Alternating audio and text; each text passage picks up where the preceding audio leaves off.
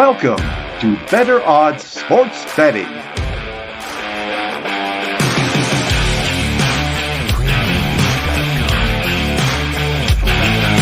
Here's our hosts, Kev O'Neill and Kyle Hunter. What's happening, friends? Kev O'Neill back with my partner in crime, Kyle Hunter, to talk about some college hoops going on for a huge weekend. No football to distract us anymore, guys. We can't use any excuses. We're going to get right into it. Have a great time doing it. And we have a special guest here, Mr. Tony George from Doc Sports. You can follow him at T George Sports on Twitter. What's up, Tony?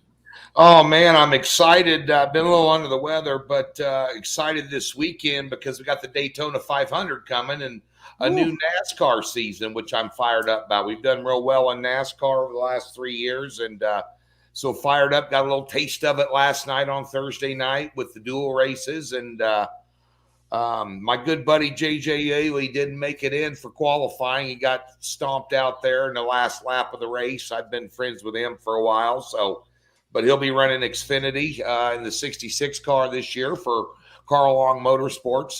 But nonetheless, I'm a big NASCAR guy and finding a lot of opportunity over the last 3 years. And so I'm fired up about that. Of course, a huge college basketball weekend as well, with a lot of implications and a lot of games here. Guys kind of getting geared in towards their kind of seedings for their conference tournaments, trying to finagle their way around and move up. And so ought to be an exciting weekend of sports, guys. Yeah, absolutely. NASCAR is not new to us, or especially Kyle. Kyle's handicapped some NASCAR. Our friend Paul, obviously, and NASCAR Style Odds does a great job as well, handicapping NASCAR. So NASCAR grew really during the pandemic, didn't it? Yeah.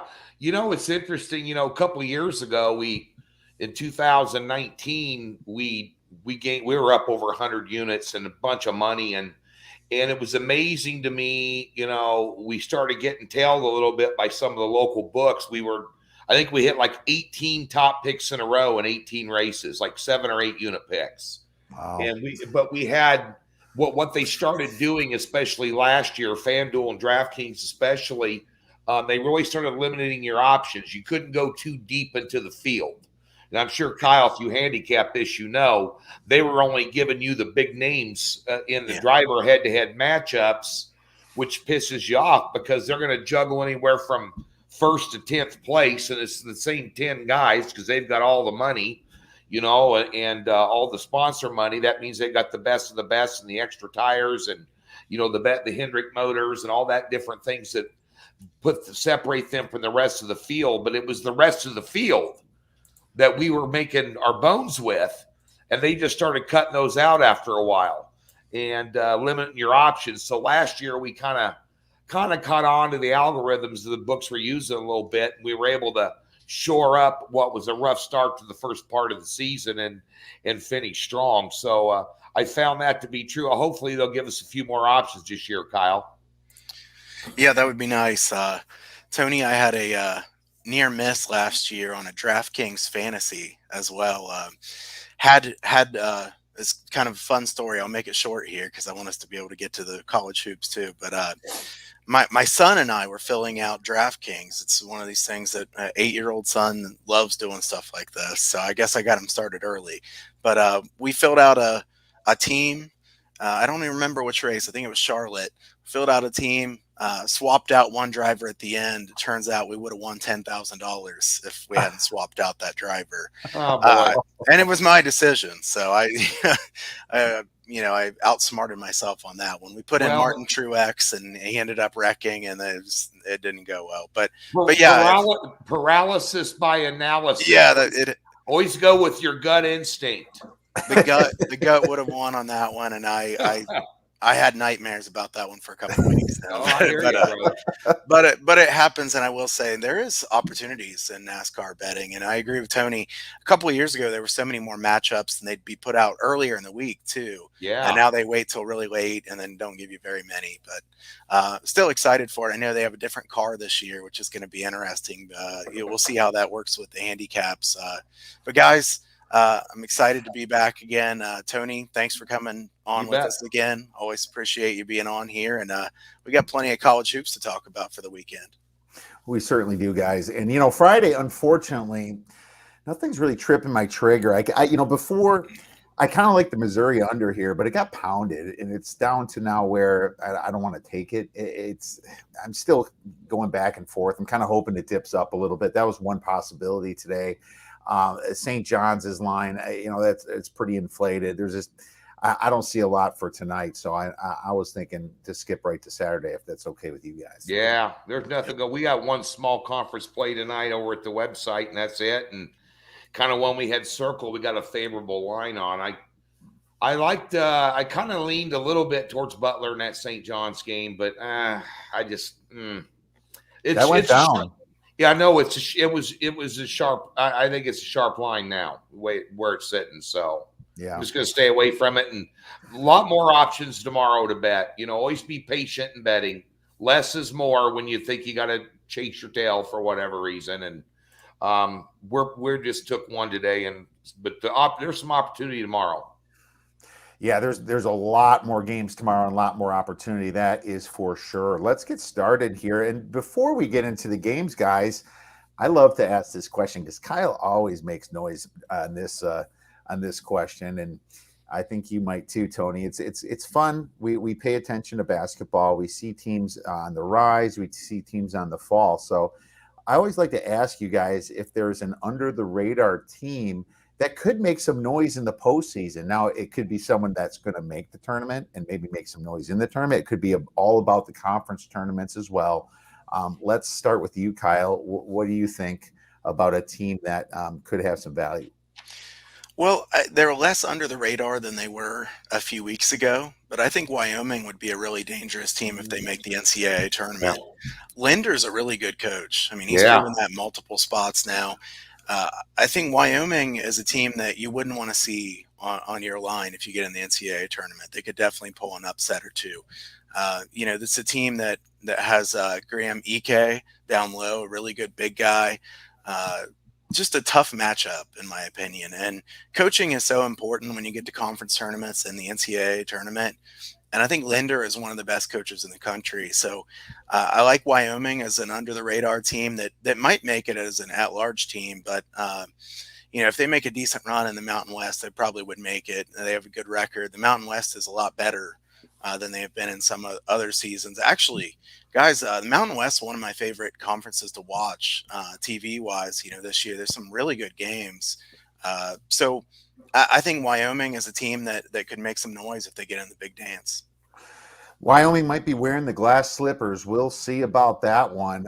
Tony, and before I get to you, Wyoming 150-1 to win the NCAA tournament. Now remember these odds: if they don't make the tournament, you're screwed. These aren't. If they don't make it, you get your money back. So keep in mind that. Tony, what do you have for us for a team that could be making some noise in the? Well, I had not spoke to you guys ahead of time here, but I had Wyoming written down. So, but I also have a couple more. I think in the NCAA tournament, a team you want to watch out for is Murray State. No one's going to want to play these guys. These guys are 15-0 in conference. They're 25-2 overall. Jalen Williams is a hell of a basketball player. They're well coached. They do a lot of things well. They can put up a lot of points in a hurry. They're a very pesky team. I surely wouldn't want to be a 3 or a 4 seed and draw these guys right out of the gate. They're going to be a dangerous team, and they're going to end up winning the Ohio Valley and getting the automatic bid. I think a Belmont's not quite it's usually them and Belmont every year. Morehead State's made a little bit of noise this year as well in the Ohio Valley. Might be a sleeper in the tournament there in the Ohio Valley tournament, Morehead State. But I think Murray State's a team you need to keep your eye on when they get in the NCAA tournament. They're going to be a tough out for anybody. And I mean anybody. This is one of those teams that's a tough out. And one other team that I've been watching this year and in terms of conference tournaments, I keep an eye on Santa Clara. They got a good basketball team. They're veteran. They've got 4 starters that's all scoring double digits. They're 13th in the country in field goal percentage. They hit 48.7% from the floor. They hit right at around 38% from three-point range. They play some decent defense. I mean, I believe they have Gonzaga tomorrow, which is going to be death to Smoochie. But, this is a team that if you overlook them a little bit, especially in that tournament, I know San Francisco's got a good team out there in the WCC as well. I think Santa Clara is a team, though, that might make some noise in that tournament. And I'll be interested to see how they stack up tomorrow against Gonzaga. Gonzaga really hasn't been tested, but they're a team that can run the floor and score with you. And if they're hitting their shots, they'll compete, against a team like Gonzaga. They're not going to beat a team like Gonzaga, but they can compete. And I think you might want to keep an eye on them. I was going to say, can we set a total low enough for this game? I mean, No. Santa Clara, 24th in pace here, and probably a little higher if they weren't blowing out a lot of these teams. And Gonzaga, number 2 in pace. The total is going to be sitting there at 160, and I might take the over on that line. I might do it.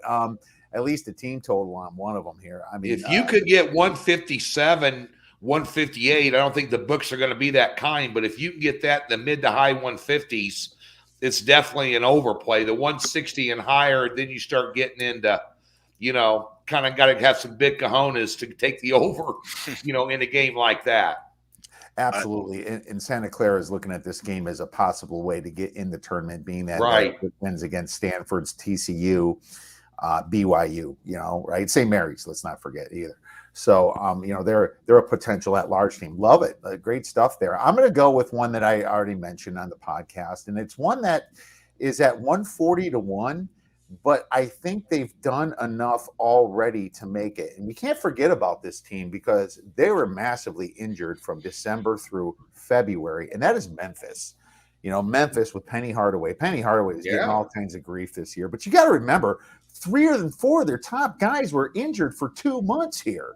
2 months, broken both, everything. Now they're back. They only have one guy, and that's Emily Bates, the 17-year-old, that's probably out for the rest of the season. But with all that talent, you have to remember that this was a top 15 team coming into the season. Let's look at their wins. Virginia Tech, the second best team in the ACC, according to Ken Pom. They beat them. They beat St. Louis. They beat Alabama. Alabama beat Gonzaga and a bunch of other big teams, Baylor, right? And then they just beat Houston. So, looking at the record at 15-8, they're at 140-1. They're probably in the tournament minus a massive collapse. And if they beat Houston at home at the very end again, they're definitely in. So there's some value on Memphis, in my opinion, right now. I'm going to keep riding it. Yeah, Kiev, the only issue I have with that one is Penny Hardaway. I don't know how much I trust him once they get in the tournament. So, as far as value for them to get in the tournament and make a little noise in one given game, possibly Hardaway's really proven to not be a good in-game coach. So I like Memphis as being underrated a bit based on their upside. I don't know that they can be consistent enough to make a deep run. Yeah. The one thing about them, though, I'll tell you what, they're going to be in every ball game. The one thing I've noticed about them, they've gotten better as the season gone along. Their defense is stout. They're holding people to 39% from the floor.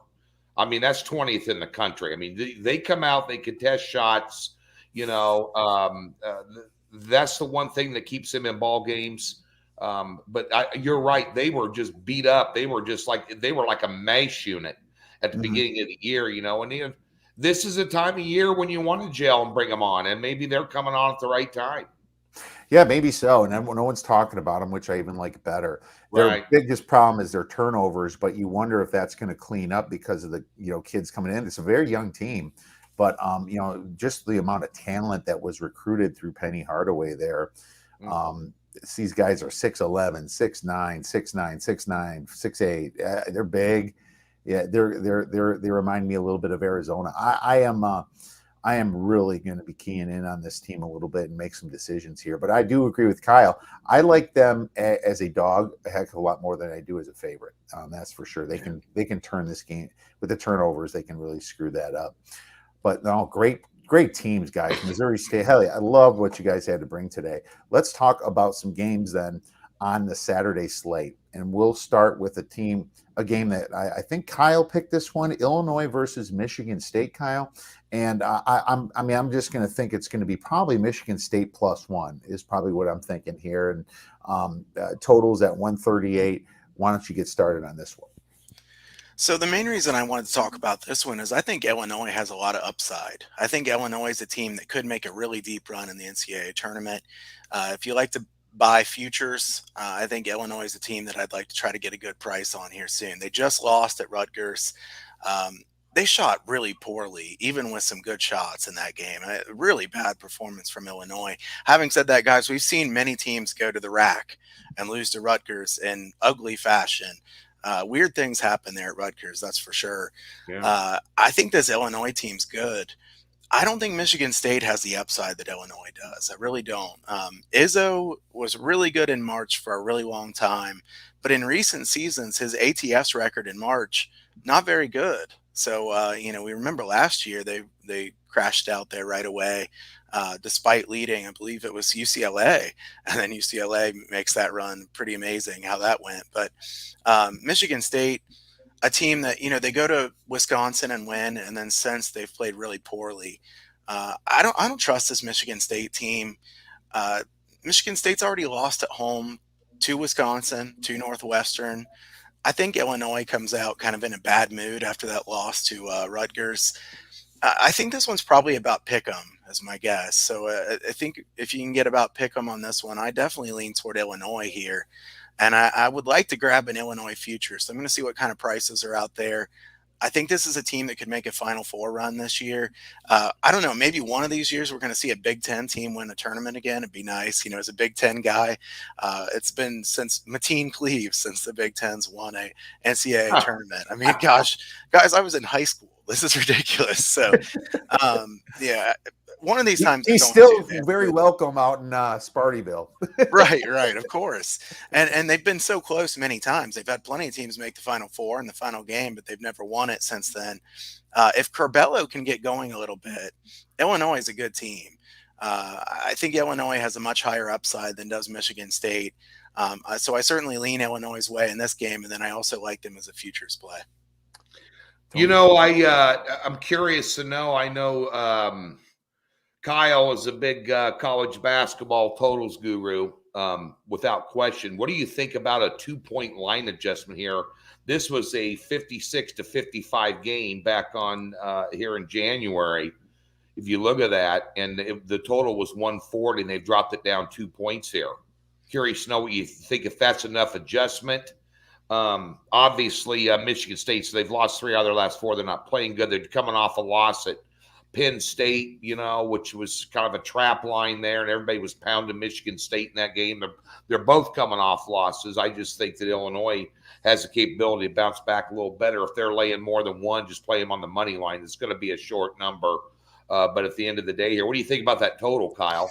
Well, the first game was played extremely slow, 60 possessions. Yeah. I didn't get to see that game, so I don't know which team it was stalling in that game. 60 possessions, extremely slow. I believe that's the slowest paced game Illinois played all year. Michigan State's a tough team for me with totals. I usually just pass over their totals. Izzo's teams are not consistent on their pace. They'll run one game, slow it down the next game. Yeah. So I think I would pass on the total in this one, but Illinois, they've played a little bit faster here of late. In general, I'd want to bet an over with an Illinois team, but I don't know if 138 is low enough for me to bet an over. Yeah, I just lean Illinois here. I think that total, though, I think Izzo will trying to slow them down because they're getting out and running more than they have been.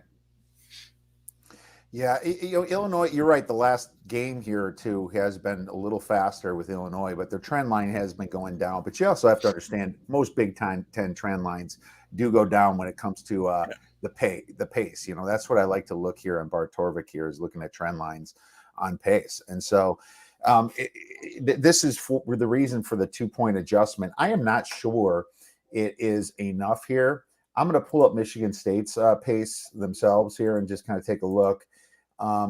Michigan State trend line certainly going down here due to a lot of Big Ten play. But one thing I will say about Michigan State, you have some outliers here. Nebraska, Northwestern plays a little faster. Toledo, Indiana. Michigan State will play at the pace that you set.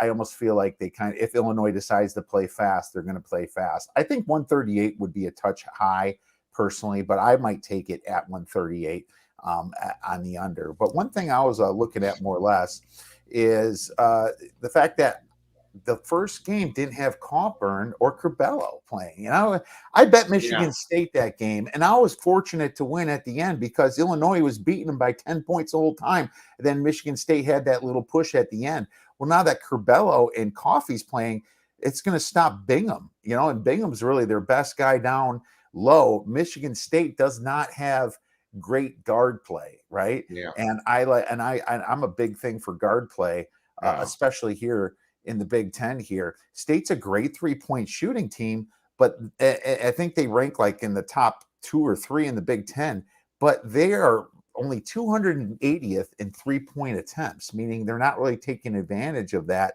because they're always trying to get the ball down low. I also don't like how Michigan State ranks 77th in mid-range shots. They take a lot of mid-range shots. Illinois only ranks 306 in mid-range shots. So Illinois is taking really long threes, and they're getting the ball down to Coburn.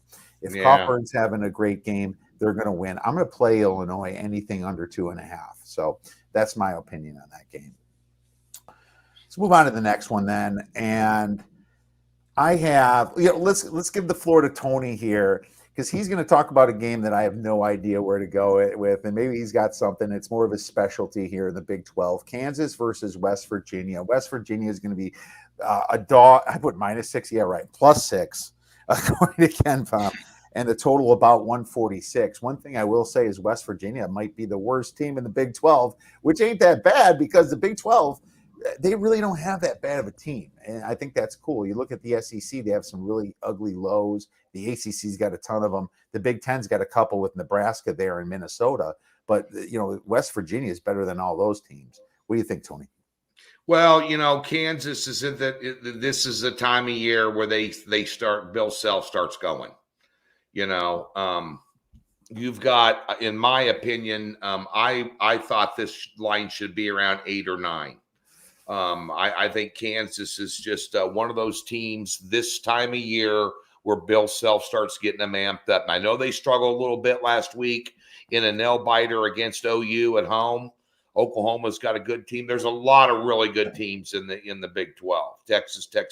I think it's a game that's on deck here on this show. That's another great battle. They got a lot of good coaches, too, in the Big 12. You look at them, and, who to think – I don't think that I ever would have said, as well as I know the Big 12, that Bob Huggins would have a team that's 3-9 in conference right now.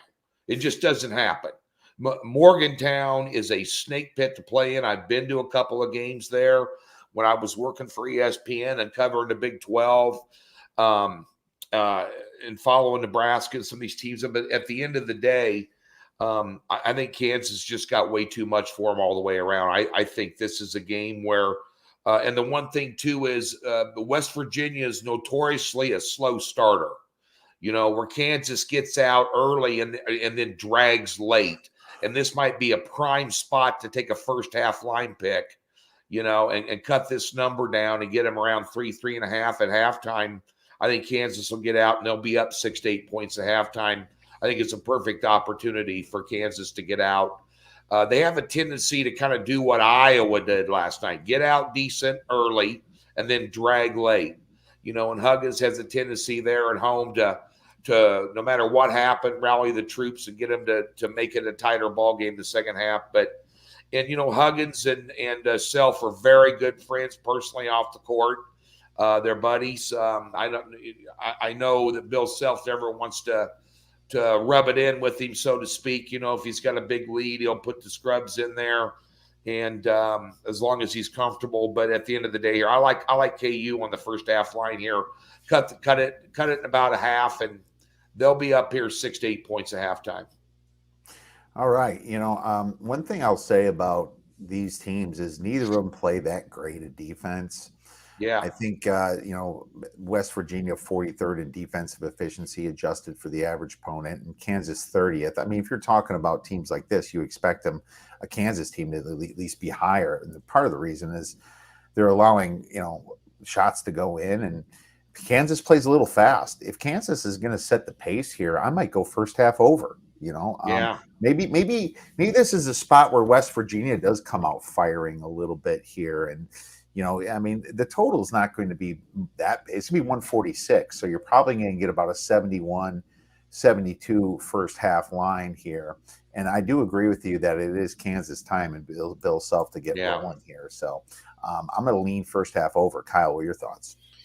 Yeah, I kind of like the over for the game in general. This is a look at the West Virginia's recent games as far as defense. Their defense has really been weak lately.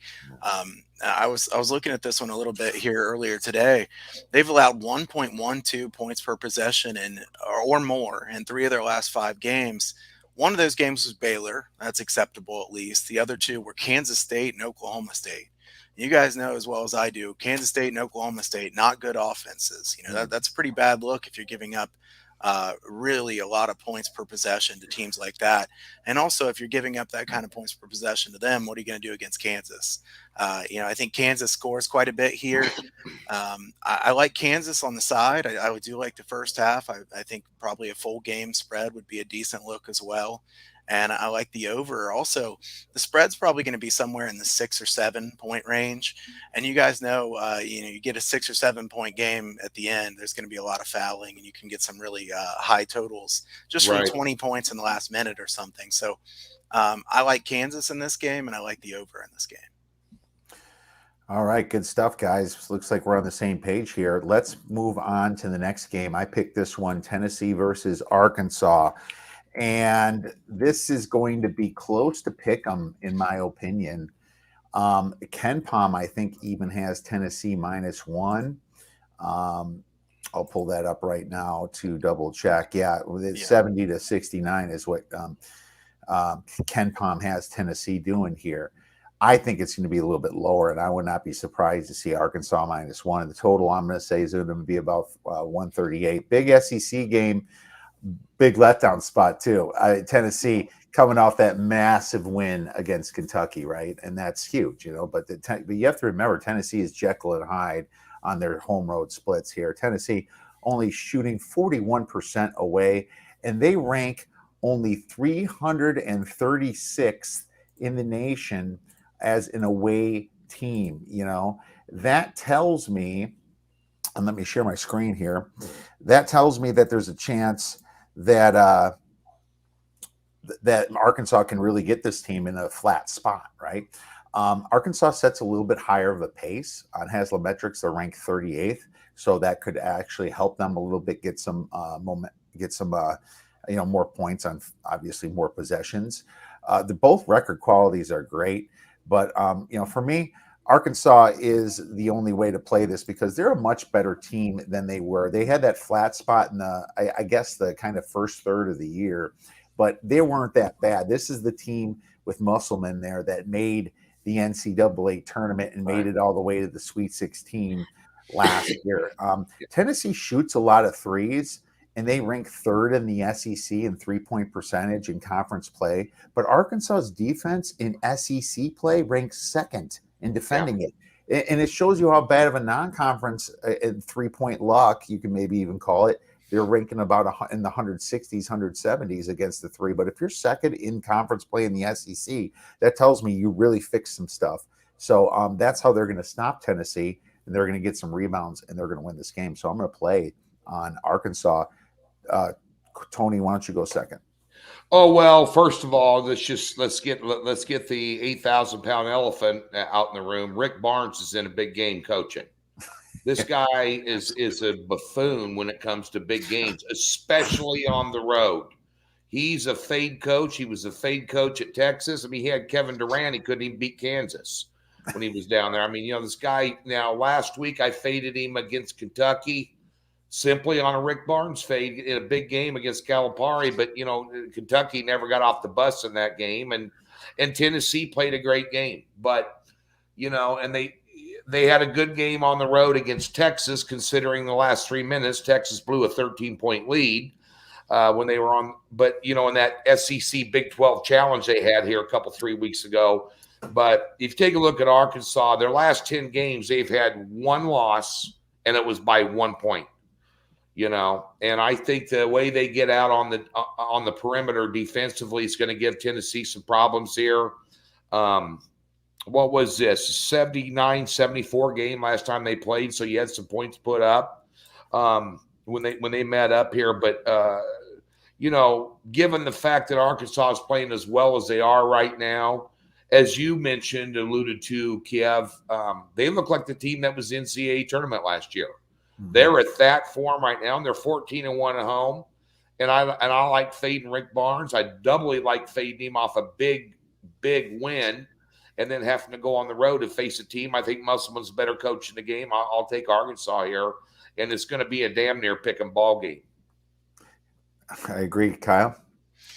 Yeah, I was looking at this one thinking, usually the odds makers really copy Ken Palm. I hope they copy Ken Palm on this one because -6.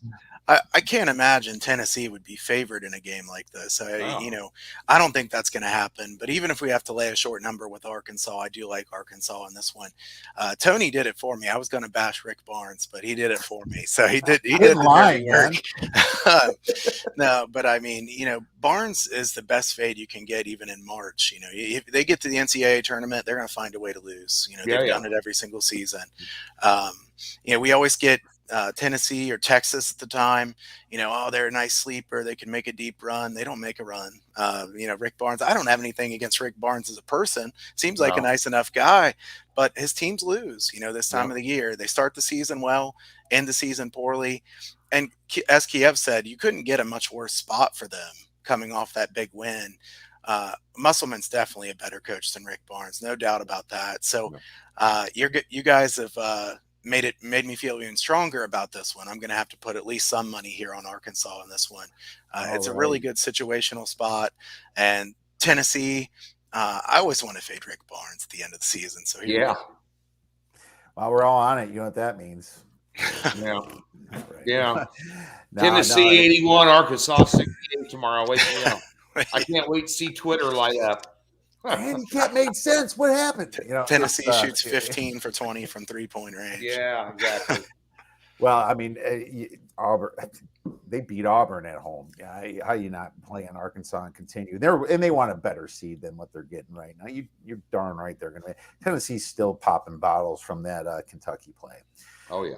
Before we move on to the next game, I want to mention, check out Sports Wagering University. We're offering a free class over there. Kyle's going to be one of the instructors. I will as well. We have a few surprises over there. And, learn how to handicap like we do and a few other guys, some of the pros, and just some of the ins and outs of it. Offering a free class on Tuesday at 8:30 Eastern and 5:30 Pacific. So, if you want to have some fun and just check out the way we do things, please check out Sports Wagering University. Let's move on to the next game here.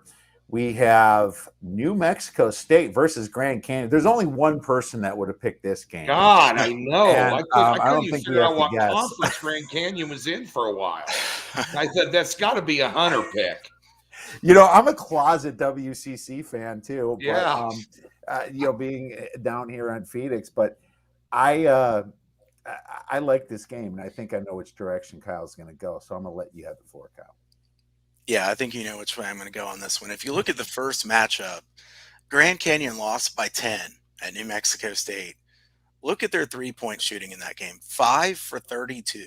5 for 32. Probably the three of us could shoot better than 5 for 32. I mean, just terrible. I haven't played basketball in a while, but 5 for 32, pretty bad. There aren't many home court advantages better than Grand Canyon. You guys know that. Kiev, this is a great place. Honestly, I'd love to go see a game at Grand Canyon. I mean, the atmosphere is tremendous. But they were 5 for 32 from 3-point range, and they actually led the game by 6 with 10 minutes left at New Mexico State. So shooting that poorly, they still have a chance to win. They blow it. Grand Canyon's a well-coached team. I think this is a good spot for them. I see Ken Palm has this one at 3, Grand Canyon -3. I think that's probably close to what the line will be in this one. I like Grand Canyon here. I think this is a good bounce back spot for them. Revenge spot from earlier this season. New Mexico State's a good team. So is Grand Canyon. Grand Canyon, a really good home court advantage. and 5 for 32. I mean, you can't do any worse than that. And Grand Canyon has the #1 defense in this conference. Yeah. I'll take a team laying a short number in a revenge spot with the best defense in the conference. Yeah, I can't disagree with you, Kyle. Here, sharing my screen, you see that Grand Canyon here at home shoots 40%, kind of what I'm pointing out here, and away from, and this is 3-pointers, 27.9%. So you can see their home away splits on 3-pointers is massive. Obviously, if you go to the game itself, it's one of these right here. You can see that Grand Canyon as a home team ranks 17th in the nation at 2.63 efficiency points over the norm, while New Mexico State is in the negatives here. I mean, New Mexico State, being that they're ranked a little higher than Grand Canyon, is going to be a favorite, but they're not the favorite in this game. So Grand Canyon, anything under 3 or anything under 3.5 is probably the play. What's your thoughts, Tony? Well, I'm going to go with, KyleHunterWins.com here, whatever it is. I'm going to jump on board with him here. I don't know a lot about these two teams here. I kind of concentrate on like 4 different conferences, and then I have a small conference guru guy. But I know one thing, and I was talking to a guy here recently for the Super Bowl down at Westgate. I went down to the Super Bowl, and this guy came up to me and was bragging about Grand Canyon. He's an alum. He says, you got to keep an eye on these guys, man. I'm telling you, when they play at home, they're off the, and I did a little research on them. And I noticed the one thing I did notice about them was the home road dichotomy for Grand Canyon, especially in the shooting percentages. And this is a game here. If you can get them 3 or less, it's whenever I see college basketball games right now, and it's 3 or less, 2.5, I always play the money line. I'm willing to lay the 135. I'll play the extra vig. How many games come down to this could end up being 76, 75 final, and you lay 2. So the best advice on this game, probably the Arkansas-Tennessee game, where it's going to be damn near pick 'em or 1 or 2 points involved. If you like the favorite on that side of the coin, is always play the money line. But I'm going to go with Kyle on this one. I know he follows these smaller conferences and mid-majors as well as anybody in the country. Lots of respect his way. But I'd definitely take the home team in the money line if I can get a decent number there.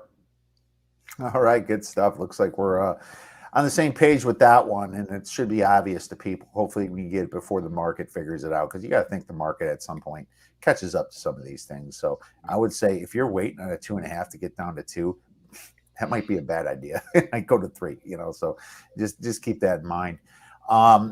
This next game, I kind of thought that Tony's trying to be like Kyle a little bit, because he picked a game here in the Missouri Valley, I believe, Drake versus Loyola Chicago. Loyola is laying 9 points. The total is 135. Tony, man, I love how you're digging deep here. I can't wait to hear what you have for us.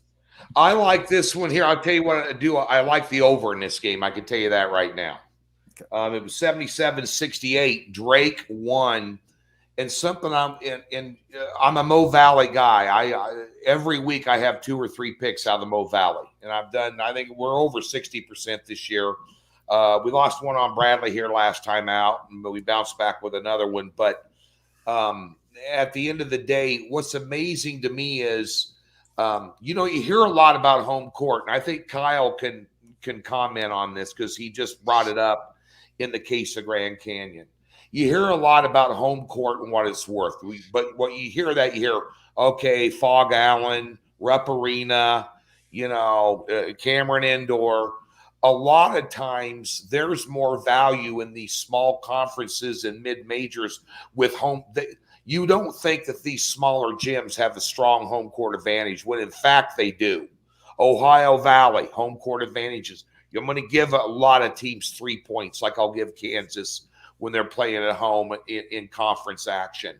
You got Illinois Chicago here is one of the best teams. They're the best team in this conference. They're avenging a loss. I am not laying 9 here. There's no way I'm laying 9. They were laying 8.5 in the first game and got beat by 9. Do they have revenge? Yeah. But Drake's one of those teams that's pesky that hangs around. They're tough to put away. They're extremely well coached here. But I think we're going to see an over in this game. I think I got this pegged in around 147. So I think we're going to be over the number here. I think it's going to be a up and down the floor. Both of them got extreme, like you were mentioning Kiev earlier. What I'm looking for this time of year, what I'm looking for in conference tournaments, what we're looking for in March Madness, we want good guard play. Both these teams got really good guard play. And I think that's going to be on display tomorrow. Well, I hate the Drake, just like George Costanza says, because they burned a few of my plays. I did win on the Loyola play earlier in the season, though. I mean, they had this one player here, Shaquan Hemphill, that's been out a lot. He's back. He seems to get injured a lot, but he's probably, I would think, their best player, even though he hasn't played a ton of minutes. Yeah, he is their best player. And I'm shocked that this Drake team is as bad because they didn't lose much. I thought they returned 4 starters coming into this year, Tony, and I expected them to be kind of like they were last year, who got to the 32 round in the NCAA tournament. They were if I can't remember if they won their tournament. They didn't. They lost to Loyola, but they got in as an at-large, and then they made a tiny bit of noise. So I was impressed. I'm like, what the hell happened? But I'll tell you this: Drake is a dog. Is something I don't want to go against. I will go against Drake as a favorite. But I like what you're saying with the total here. I think this could be an over game. It seems like their average possession length on both of these teams is a little bit faster than their actual pacing, their adjusted tempo. So that could be an over, and maybe the contrarians are going to smash the under, and we'll get a better number. So I'll think about that. What is your thoughts, Kyle? Well, just one quick point you made is how good Drake was. I mean, what Drake cover like I forgot what it was, like 17 or 18 straight spreads last year. But the one thing about the Mo Valley this year, there's a lot more parity. It was real top heavy last year. This year, you got a lot of teams that have come in. Bradley's played very well. Mo State is a team you want to keep your eye on in the Missouri Valley tournament, by the way. They can beat anybody in this conference. But there's a lot more parity this year, Kiev, which in my opinion, is why Drake hasn't been as successful as they were last year. And their in-game adjustments during games this year is not as good either. But there's a little more parity in the Mo Valley this year. All right, Kyle. So Drake, they lost Yesufu from last year. That was a pretty key part to them. He goes to Kansas. I don't even think he hasn't been playing much at Kansas. So, I looked at this box score and I'm thinking, I think maybe he should have stayed at Drake. But, the interesting thing about the first game between these two, this one kind of stood out to me. Drake was 25 for 28 from the free throw line in that game, and Loyola was 5 for 8. So, I mean, maybe a little home cooking in that first game. I think Loyola probably wins this game. Now, Ken Palm has the spread at 9. Bart Torvik has 7.5. 7.5, maybe I would be interested in Loyola. I don't think it'll probably be 7.5. A lot of people like Loyola. They're a good team. They're well coached. It's a public darling if there is one in the Missouri Valley Conference. So I don't think you're going to get them really cheap. No. Shot Quality, the website that Kiev and I have referenced several times, they actually had the first game was 77-68 Drake. They think it should have been 76-75 Loyola. So it supports two things. It supports the fact that Loyola probably gets revenge in a spot like this, and that first game should have been even higher scoring than what it was. Yeah. So if we get a 135, 134.5, I think this could be a good overplay. Not because the two teams are just going to be flying up and down the court, because both of them are pretty good at offense. There's a lot of teams in the Missouri Valley, and Tony knows this as well as anybody, that are really good at defense and not very good at offense. Yeah. These are not those two teams. No. And Tony, Missouri State was a team that I considered bringing up as one of my under the radar teams that we said at the beginning. Yeah. Gage Prim's a really good player. Oh, really man. good. Really good. I think they're very capable of winning that conference tournament. So they sure are. They're definitely a sleeper team, and that is called Arch Madness. Yeah. It's usually the first conference tournament out when conference tournament starts, and be sure and tune into that. There's going to be some really good basketball played in that tournament. There's over teams. These two teams are over teams. Believe it or not, Northern Iowa's a good over team in there as well. Kyle, again, I know you do a lot of totals in these mid majors and stuff, and I think it's a great tournament. But Missouri State is fully capable of winning that tournament. If you're catching them against one of these boys catching more than 5 or 6 points, in the semis or something, you're going to want to take a serious look at them. Please play Duke. Please play Duke. Please play Duke in the Oh, wouldn't that be a fun one to win? Jesus. I don't care how much I lose. If I win that one, man, I'll be pretty happy just seeing Duke go down to Missouri State. But anyways, funny about this Loyola Chicago team, Krutwig was such an amazing player last year. I didn't know where he went. Did he make the NBA, or is he in somewhere in Europe? I don't know, but that dude was fantastic down low. And I expected them to take a step back, and apparently being 26 on KenPom is certainly saying something, but I'm not sure if they're really 26 on KenPom. That's another reason why I'm not sure if I want to lay it with Loyola. But as Kyle said, it's always number dependent. And I love the fact that you guys are giving me so many ideas. This is what's great about doing shows and getting the handicappers together, because we help each other out and give us some definitely some good looks for the big days coming up here. And we all appreciate that. Let's move on to the final game that we're talking about in depth anyway. Maybe we can throw one out or so. The Texas Tech versus Texas, and I picked this one, and it's at Pick'em here. The total in KenPom says 123. I don't think it's going to be 123. It's probably going to be 125 or 126. I'll just be nice and make it 125. Now, Texas Tech, it's amazing. They have just showed up this year. They lost their coach, Chris Beard, to Texas. The guys got in a fight at a grocery store or something before their last game. It made the news. I was like, whoa, they're bickering or something.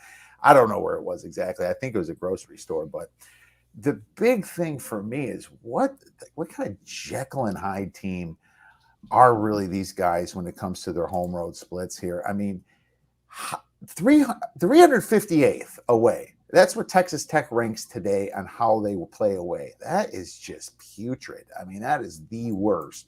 Minus 4.83 efficiency points under the average, while Texas is number 6. And if Texas didn't have that big choke against Tennessee when they were up 15 points and then only won by 1 in the last 3 minutes, that probably would be higher to number 1 or number 2. This is a big revenge spot. I mean, the question is, what kind of cojones do you have to take Texas here against Texas Tech? Texas Tech, these kids are probably bitter at Chris Beard for leaving this team in a way. And, I mean, just looking at how the teams match up, there is no better team than Chris Beard's team here against the near proximity. If you just click on Texas Tech here, anything down low on defense, they're number 1 in near proximity attempts and number 18th in near proximity percentage. So the way that you have to beat Texas Tech is shooting the ball from the mid-range. And, just straight up looking at Texas here and kind of what they're doing. Not the greatest 3-point team, 109th in rank in 3-point percentage here. But they're actually somewhat decent of a mid-range shooting team. They take a lot of shots, 131st. I don't know. In the Big 12, that's kind of hard to do. But it's going to be a pick'em game. And I'm not sure if I can get there. But I just want to say at least that there's no way I can take Texas Tech here. And I'm not sure if I could either take the over. I wanted to discuss it just because it's such a fun and interesting game with all the narratives going on. So I'm going to see if you guys have anything better. I'll start with you, Kyle. I was hoping you'd have something really strong on this game because I don't really want to bet this game. Now, the total, Bart Torvik has 120. Boy, amazing if it come out at like 122 or something like that. I think this is one of those totals that'll probably open up at like 123. It'll get bet up to like 126. So if you like the over, you bet it at the beginning. If you like the under, you wait. just as a aside, a lot of those really low numbers get bet up pretty consistently. A lot of the really high numbers get bet down consistently. And I guess where I'm going to go with this is, I mean, who can really blame Chris Beard? I mean, this guy, if correct me if I'm wrong, I think he went to Texas, or he has a background. He coached at Texas as an assistant or something. And, he leaves Texas Tech to go to Texas for a lot more money. I don't blame him. I mean, Chris Beard did a great job with Texas Tech. I don't think they should be nearly as upset with him as they are. He put that program in a really good position, and Texas Tech's been amazing this year at home, but as Kiev showed, not good on the road. I mean, their home road splits are massive, just massive. Now, the question is, do I really want to lay points with Texas? Because I'm pretty sure Texas is going to be favored in this game, maybe -1.5 to 2.5, somewhere in that range. I don't really trust Texas that much. They've been really inconsistent. Trey Mitchell's out, personal reasons. He hadn't been tremendous, but still a key big guy there for them. I'm not anxious to bet this game, so I think I'm going to pass on this one. I would lean toward Texas. I don't even know what I would do with the total, Kiev. This is one where I'm not betting an under 123, but I don't know that I'm excited to bet an over either. So I don't know. Tony, do you have anything on this game? Yeah, I think you're kind of being a little bit of wussy on that total. I have no problem. I have no problem taking the over here. You take a look at Texas. Their vaunted defense.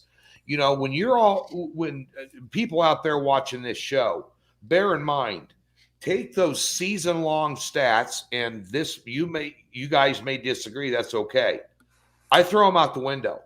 I look at the last 5 games. I want to know where that team's at right here, right now. And right now, Texas is allowing 13 points per game more their last 5 games than they are on their season average. As a matter of fact, they're allowing 70 and only scoring 68. That's a recipe for disaster, and that is a team I am not going to lay points with. On the other side of the coin, as you guys point out, Tech is a disaster on the road. It's kind of like that game we talked about earlier, that home road, your Grand Canyon team, the home road dichotomy. At home, boy, they're pretty good. On the road, it's a crapshoot. You're playing Russian roulette. But first game had 141 points in it between these two. I think you're going to see a number similar to that. I see maybe 135. The total in the first game was 122.5. If I'm not mistaken, and they exceeded that with ease. Oh, it went to 141. Their first Texas Tech versus Texas. Is that where you're back in? In January. Yeah, the last time they played. Yeah, the total was in the low 120s. Right, but it went way over. Yeah, it was 122.5, and it eclipsed the total against the spread by 18.5 points. Yeah. And Tech was a 4-point favorite in that one, and they beat them by 13, 77-64. So I think you're going to see something similar here. The one thing that I guess that would give you a little bit of pause, is having Mitchell out if you're going to back Texas. But in terms of the total, he's only scoring 8 points a game. So it's not that big of a deal in terms of the total. So I'd lean over here for sure. If you get that 124 under, I'd take the total. I'd take the over. You could actually argue too, Mitchell's probably better on defense than he is on offense. He's pretty good shot blocker, so that might even help the over. So maybe I'll bet the over at the beginning here on the opener and decide whether I want to try to middle this thing or not, because I think this one will get bet up. I wish we can bet a prop that a fight breaks out in this game, because I would go over 0.5 on that, buddy. All right. It's gonna be fun. I think this is gonna be a great game. And I definitely total that low, so many things can go wrong. And you might see some hard fouls happen, and that's when the officials are going to, call them, and they're going to every little thing could be one of those fouls, and they get the bonuses pretty quick, and then that what happens there, and that gets over. The over can hit pretty quickly if you're getting a lot of whistles. So that's definitely something that can happen too. A great point on Trey Mitchell being a great defensive player. I think it's very possible that they do give up more points of it. Yeah, and so basically, you guys kind of talked me into looking at the over. I'm going to look at it and see if and see if it makes some sense. But probably not going to be taking Texas either. It's tempting against Texas Tech, but something's got to give for them away. Something's got to give. All right, guys. Is there any other games you want to throw out here? We have probably a minute left. I had a free pick out on video today. Obviously, got a YouTube channel over there.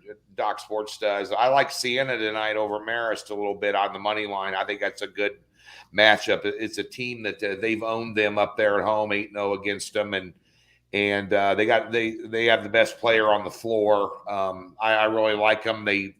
They run the old 1-3-1 zone trap defense. Kind of a little bit. Boeheim used to use it a lot. Then he kind of modernized, but that's what Siena does, and it gives people a lot of problems going out and trying to. They match up, trap them up top in the perimeter. I think that's a pretty cheap line there. I also wanted to just throw a give me out to everybody watching. If you want to come over and check out me or any of the crew we got over at Doc Sports this weekend, we'll give you a free $60, and you can do it on your phone.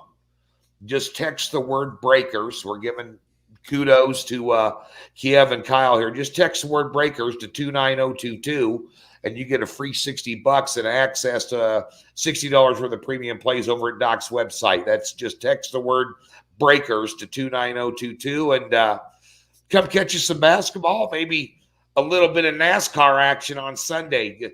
But bunch of guys, driving around a track going really fast, making left-hand turns with their hair on fire, trying to make you some money. So come on over to the Docks and check it out. Yeah, check that out. You guys like NASCAR? These guys are great at it. Use the promo code Breakers, see if that works out, and text that number Tony gave you. Kyle, what you got going on at Hunter Sports Picks? Yeah, check out everything I have going on at huntersportspicks.com. I got the free picks newsletter. I'll be sending one of those out this weekend. The free picks have been 58% here over like the last 3 years or something. I can take some, team totals, first half plays, things like that. So I like to be able to have the many options on that. We'll have plenty of plays up for Saturday. I didn't pick anything here for Friday. I don't like today's slate at all. We'll have plenty of plays up for Saturday. You know that.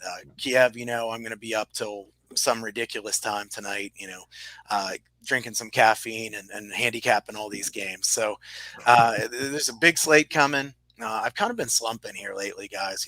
You know how it goes, the ups and downs, and I'm always honest and transparent about that. So been a rough February here for me, but looking forward to turning things around. And we got plenty of time left in the season. My long-term track record speaks for itself. So, just sign up there at huntersportspicks.com. Follow me at Kyle Hunter Picks on Twitter as well. Oh, by the way, Kiev, don't let Kyle Boney smoke up your ass on that staying up late drinking the caffeine. He's not capping. He's still watching that fourth quarter of that Super Bowl is what he's doing. Just keep rewinding. You think it's going to change?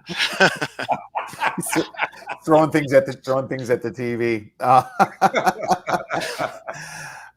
Thank you. Yeah, Joe, thank you for the shout out there. Yeah, that was my best play I could think of. The Super Bowl's first half under. That thing almost got busted. I had 24. I took the minus 115 because 3 touchdowns and a field goal, but it played a lot faster than I thought it would, and the second half played kind of towards what I thought the first half was anyway. So split them up. There's a lot of people that took this first half over or second half over, and I'm glad that we stayed away. But thank you for recognizing, and check us out at theoddsbreakers.com because we do MMA too. Obviously, we got basketball. This is the season here. We got February, we got March. Feel free to invest in one of our handicappers, and a couple months you support us, and check us out. If you want a free shirt, give us a message. We'll do that as well. At theoddsbreakers.com. Everyone, enjoy your weekend, enjoy all the games, and go get some winners. Thank you for watching Better Odds Sports Betting.